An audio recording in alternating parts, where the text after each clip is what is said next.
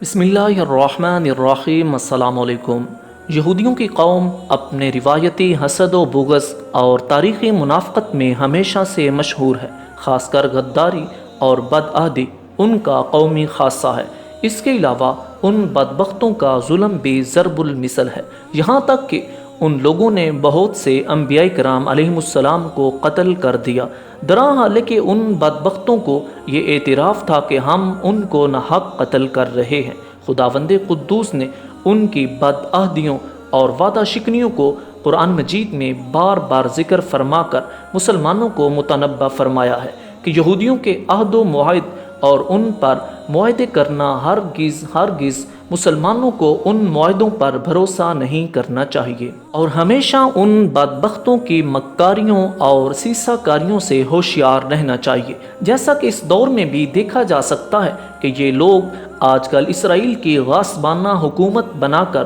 فلسطینی عربوں کے ساتھ کیا کر رہے ہیں، اور امریکہ کے یہودی کس طرح ان کی بدعہدیوں پر ان کی پیٹھ ٹھونک کر خود اترا رہے ہیں اور فخر محسوس کر رہے ہیں، اور اسرائیلی حکومت کا حوصلہ بڑھا رہے ہیں، حالانکہ پوری دنیا اسرائیل اور امریکہ پر لعنت و ملامت کر رہی ہے، مگر ان بے ایمان بے حیاؤں کی شرم و حیا اس طرح غارت ہو چکی ہے کہ ان ظالموں کو اس کا کوئی احساس ہی نہیں ہے۔ عرب اور اسرائیل کے امن معاہدہ کی حمایت کرنے والے لوگ یہ سن لیں کہ جب یہودیوں نے بدعہدی کر کے رسالت مآب صلی اللہ علیہ وبارک وسلم کو معاذ اللہ شہید کرنے کی کوشش کی، تو اللہ تبارک و تعالی نے کس طرح بروقت اپنے محبوب کو ان کے اس عمل سے آگاہ فرما دیا۔ ناظرین، ہجرت کے بعد جب رسالت مآب صلی اللہ علیہ وبارک وسلم مدینہ منورہ تشریف لائے تو آپ نے مدینہ اور اطراف مدینہ کے یہودیوں سے معاہدہ فرما لیا، مگر یہودی اپنے عہد و پیمان پر قائم نہیں رہے، بلکہ انہوں نے آپ صلی اللہ علیہ وبارک وسلم اور مسلمانوں کے خلاف اندرونی اور بیرونی سازشوں کا جال بچھانا شروع کر دیا۔ اسی دوران یہودیوں میں سے قبیلہ بنو نذیر کے ذمہ دار افراد نے ایک روز یہ سازش کی کہ نبی مکرم صلی اللہ علیہ وبارک وسلم سے جا کر یہ عرض کریں کہ ہم آپ سے ایک ضروری مشورہ کرنا چاہتے ہیں، جب وہ تشریف لے آئیں تو دیوار کے قریب ان کو بٹھایا جائے، اور وہ جب گفتگو میں مصروف ہو جائیں تو چھت کے اوپر سے ایک بھاری پتھر ان کے اوپر گرا کر معاذ اللہ آپ کی حیات طیبہ کا خاتمہ کر دیا جائے۔ چنانچہ آپ صلی اللہ علیہ وبارک وسلم یہودیوں کی بستی میں تشریف لے گئے، مگر ابھی آپ دیوار کے قریب بیٹھے ہی تھے کہ اللہ تبارک و تعالی نے وحی کے ذریعے یہودیوں کی سازش سے آپ کو مطلع فرما دیا۔ اسی لیے آپ صلی اللہ علیہ وبارک وسلم خاموشی کے ساتھ فوراً واپس تشریف لے گئے۔ اسی طرح یہودیوں کی سازش کو اللہ تبارک و تعالی نے ناکام بنا دیا، تو آپ صلی اللہ علیہ وبارک وسلم نے مدینہ پہنچ کر محمد بن مسلمہ رضی اللہ تعالی عنہ کو بھیجا کہ وہ بنو نذیر کے یہودیوں تک یہ پیغام پہنچا دے، چونکہ تم لوگوں نے غداری کر کے معاہدہ توڑ ڈالا ہے، اس لیے تم لوگوں کو حکم دیا جاتا ہے کہ حجاز مقدس کی سرزمین سے جلا وطن ہو کر باہر نکل جاؤ۔ منافقین نے یہ سنا تو جمع ہو کر بنو نذیر کے پاس پہنچے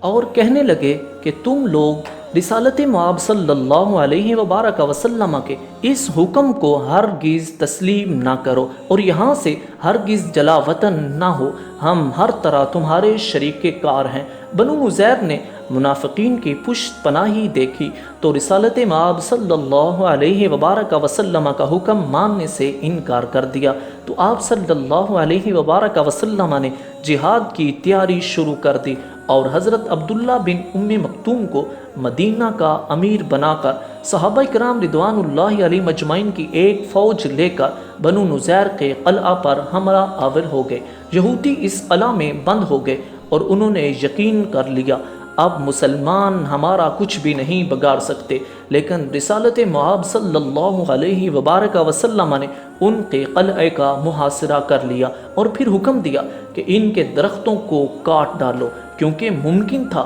درختوں کے جھنڈ میں چھپ کر یہودی اسلامی لشکر پر چھاپا مار سکتے تھے۔ ان حالات کو دیکھ کر بنو نذیر کے یہودیوں پر ایسا روب بیٹھ گیا اور اس قدر خوف طاری ہو گیا کہ وہ لرز اٹھے اور ان کے منافقین کی طرف سے بھی مایوسی اور رسوائی کے سوا کچھ ہاتھ نہ آیا۔ آخر کار مجبور ہو کر یہودیوں نے درخواست کی کہ ہم لوگوں کو جلا وطن ہونے کا موقع دیا جائے۔ چنانچہ ان لوگوں کو اجازت دی گئی کہ سامان جنگ کے علاوہ جس قدر سامان بھی وہ اونٹوں پر لاد کر لے جانا چاہتے ہیں لے جائیں۔ چنانچہ بنو نذیر کے یہودی 600 اونٹوں پر اپنا مال و سامان لاد کر ایک جلوس کی شکل میں گاتے بجاتے مدینہ سے نکلے، اور کچھ تو خیبر چلے گئے اور زیادہ تعداد میں ملک شام میں جا کر زراعت اور اریحہ میں آباد ہو گئے، اور چلتے وقت یہودیوں نے اپنے مکانوں کو گرا کر برباد کر دیا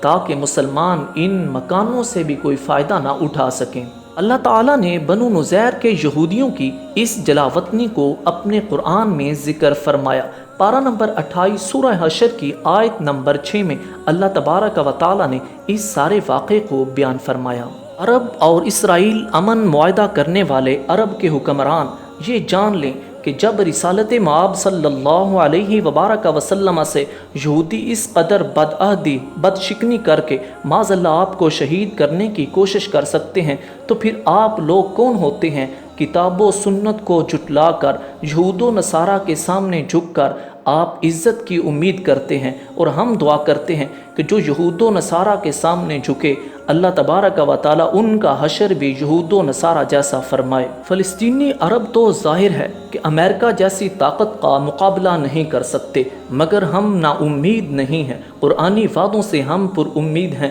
کہ انشاءاللہ تعالیٰ بدستور سابق ان لوگوں کو کوئی نہ کوئی عذاب الہی تو ضرور ہلاک و برباد فرما دے گا۔ ناظرین، ایسی معلومات سے ہمیشہ آگاہ رہنے کے لیے ہمارے چینل کو سبسکرائب کریں اور بیل آئیکن کو پریس کریں۔ دعاؤں میں یاد رکھیے گا۔ السلام علیکم۔